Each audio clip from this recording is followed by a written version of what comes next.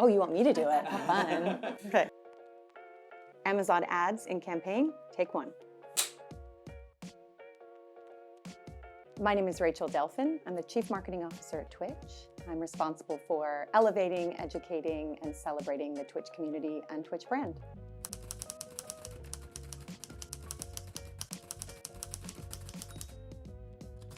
I think the relationship between advertising and culture over years has changed, particularly with a blurring between those lines. We recently conducted research where 71% of respondents say, they're looking for authentic stories that expose them, right, to different experiences and different cultures. And that sets a really high bar for brands, particularly those who are looking to engage in culture, leverage culture, and demonstrate cultural relevance. There have been several global trends that started on Twitch. I think the most recognizable, perhaps, is the word Riz, which is often used to describe charisma. That is actually a word that was coined by one of our streamers, Kai Cenat, and was the word of the year by Merriam-Webster in 2023. Riz is now a part of the dictionary. Romantic appeal or charm? There's a lot of similarity between streams, but I'd say in general, I think in the UK, for example, just chatting is the most popular category.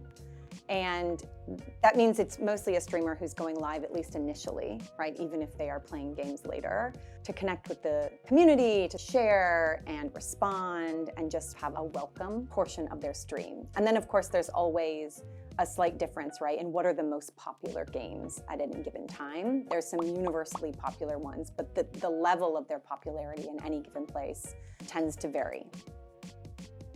One of the interesting things about the UK in terms of streaming is how prominent sport is. So people who are what we call sidecasting and either watching a Formula One race or a Premier League game, but they're talking about the game or the sport on their stream to their fans, as you would a traditional sportscaster.